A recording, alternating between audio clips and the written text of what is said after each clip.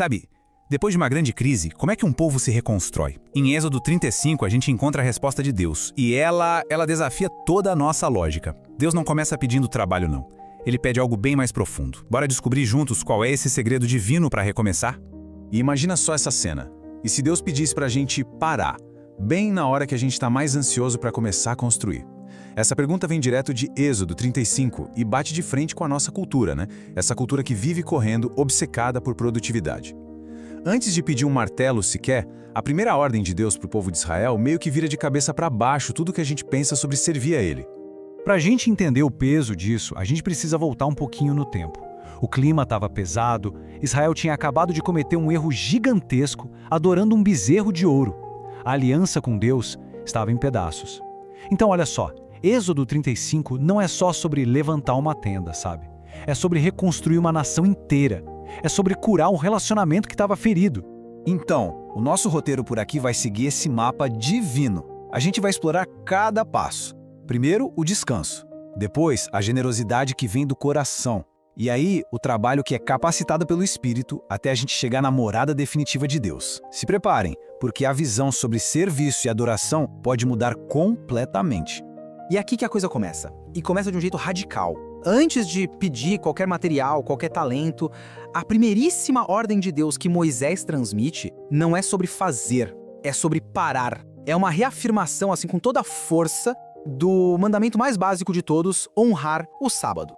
Esse é o ritmo de Deus. Pega essa ordem. Primeiro, descansar. Depois, entregar. E só então, criar. Não é o contrário, sabe? Não é criar para depois, quem sabe, descansar. Ou entregar por pura obrigação. Não, o descanso vem na frente, como se fosse o alicerce de tudo que vem depois. E isso, gente, isso muda completamente o jogo do que significa trabalhar para Deus.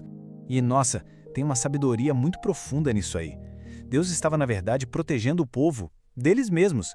Ele sabia que, sem essa pausa, sem o descanso, até o serviço mais cheio de boa vontade pode virar uma correria, uma ansiedade, sabe? Aquela tentativa de fazer por merecer o favor dele. O sábado era tipo um freio de segurança para a alma. E vamos ser sinceros, isso ia totalmente na contramão da cultura da época. Naquele mundo antigo, a roda da produtividade não parava de girar, era trabalho sem fim. Ao instituir o sábado, Israel estava gritando para o mundo todo que a confiança deles não estava nas próprias mãos ou na economia da época, mas naquele que provê todas as coisas. Descansar era um ato de fé, uma declaração política e espiritual.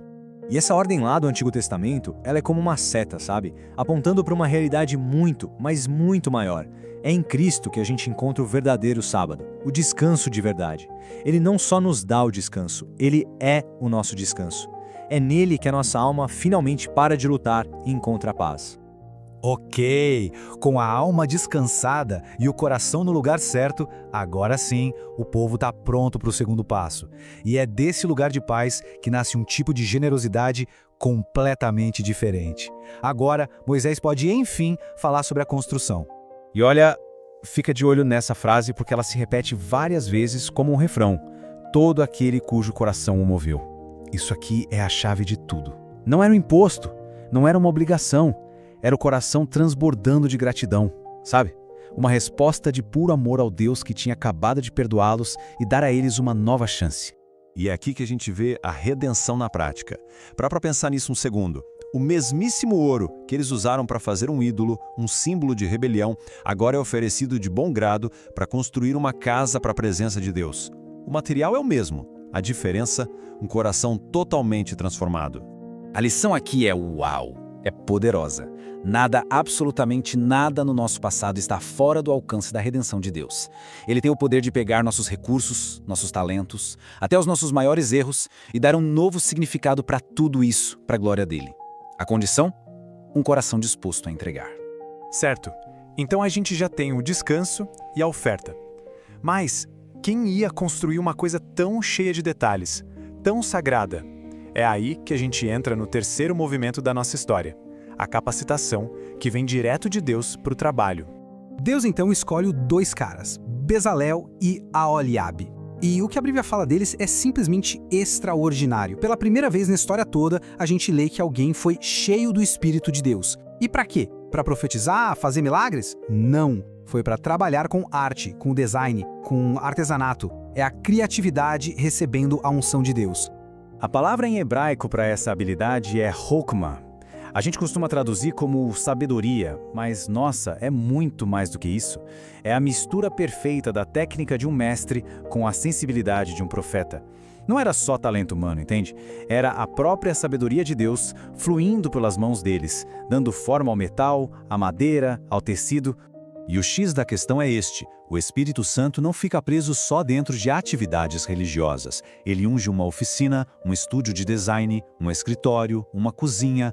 Qualquer trabalho, qualquer um mesmo, quando é dedicado a Deus, pode se tornar um ato de adoração, cheio da capacitação do Espírito. Beleza, agora vamos juntar todas as peças desse quebra-cabeça. Por que tudo isso é tão importante? Porque o tabernáculo inteiro, cada detalhe dele, era como uma grande seta apontando para uma realidade infinitamente maior. Aquele santuário que eles podiam montar e desmontar, construído com tanto carinho, ele era um modelo aqui na Terra, uma sombra de coisas que existem no céu. Era, na verdade, um símbolo físico de uma promessa, a promessa de que um dia Deus viveria com seu povo de um jeito perfeito, para sempre. E essa promessa, ela se cumpriu em Jesus Cristo. O apóstolo João, quando escreve que o Verbo habitou entre nós, ele usa uma palavra que significa literalmente armou sua tenda, tabernaculou. Jesus é o verdadeiro tabernáculo, o ponto de encontro perfeito entre o céu e a terra, entre Deus e a humanidade. É uma troca gloriosa. O que Israel construiu com tecido e ouro era só a sombra. Deus construiu a realidade com carne e sangue. Aquela morada temporária foi substituída pela morada eterna, o próprio Cristo. Emanuel, Deus conosco. E agora, esse padrão de Êxodo 35, ele nos convida a olhar para dentro. A primeira pergunta é sobre o descanso. Em que área da vida o convite de Deus talvez não seja para fazer mais, mas para simplesmente parar e confiar? A segunda é sobre a generosidade. O que hoje talvez esteja sendo usado para outras coisas, mas que Deus está convidando a ser entregue de volta para Ele, sem peso, sem obrigação, mas como uma resposta de um coração que é simplesmente grato. E por fim, a capacitação. Qual habilidade, qual talento, que talvez pareça comum, que Deus quer encher com o Espírito Santo hoje e consagrar para a glória dele? E aqui fica uma última reflexão. Pensa bem, Deus poderia ter criado o tabernáculo com uma só palavra, do nada, mas Ele escolheu envolver as mãos e os corações do seu povo. Por quê? Porque a graça de Deus não nos coloca na arquibancada da vida como meros espectadores. Não, ela nos chama para o campo. Ela redime a nossa participação e nos torna parceiros na sua grande obra de restauração.